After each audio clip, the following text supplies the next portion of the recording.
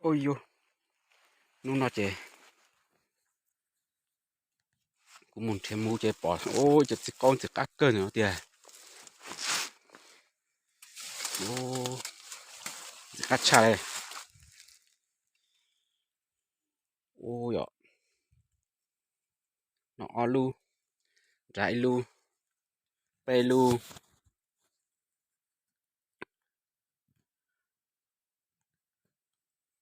ôi chè quá tà lại đó chỉ mới cho chỉ khương canh thôi cho nó pe thì chỉ khương canh nữa này mới cho chỉ khương canh nữa theo ôi ạ này tình nhện nò ạ ô cắt cơ đây luôn rải luôn ở luôn nó ô lọt tà cá chập lờ tình nhện nò đây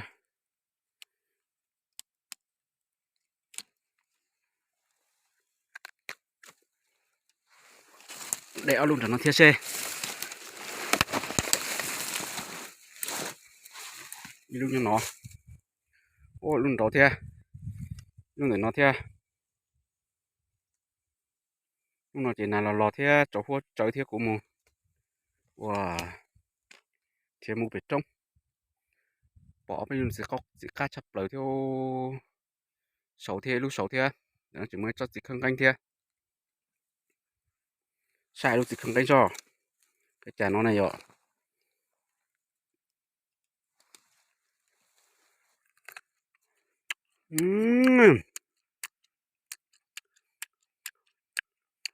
mày con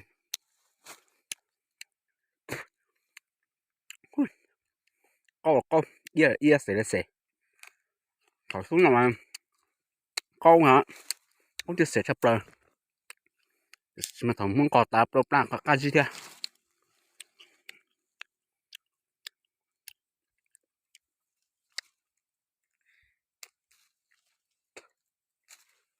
ô chỉ cho tập một thầu à chỉ nhiều rồi cho nó chả chỉ khơi đánh thế chỉ con mà cá chập lờ ô cho tên phải tên nó bột chua ôi vô chỗ luôn đó tên nó xe chạy được tao phải xe để tao bao lù lại chỉ cá thì nó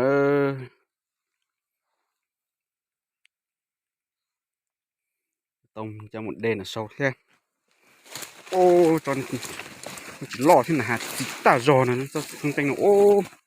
con này sâu cũng tốc cơ thế này luôn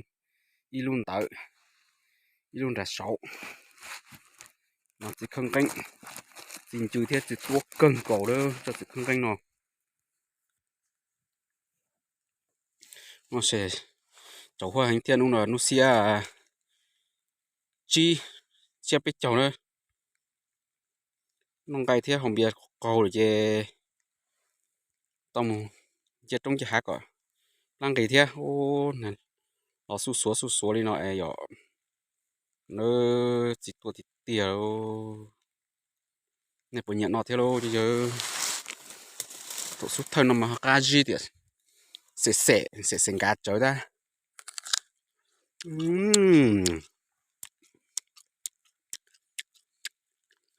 ô là lo à ui mày con gì thì ô khỏi không có cửa ha ngon nè kiểu em chín chịu thì tiểu cho mình mẹ chín còn xe dọc cũng là chín chịu chấp rồi ô tình nhẫn nó ô sai tàu rồi mẹ ta rõ ra chín chịu ta rõ mà cho nên sẽ coi sầu theo cá tàu xiết cơ sao sẽ không tay nó chỉ tua tà theo chứ nhớ xem mấy ta mà nó ta xin tàu mà nó chân cũng trong chuột cần cầu thế đó nên tình nhẫn sát tàu nữa nó dễ tranh chặt rồi rồi nó chỉ hút cho của tàu ấy kèn kèn đế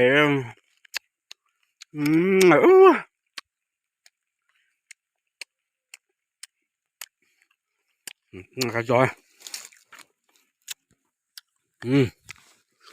Đẹp bên lúc rồi. Cho con niệm nhỏ nó xa. Nó bên xìu.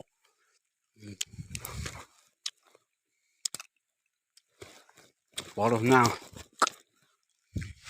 Ôi dồi. Lòn xe tông cháy thế luôn. Yes, sẽ trên xe nó chúng nó thế. Ô, sao? Chỉ tốt cả thế à?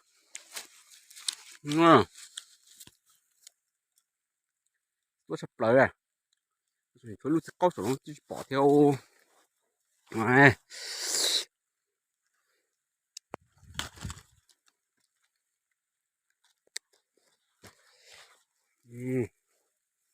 Ôi dồi. Đấy.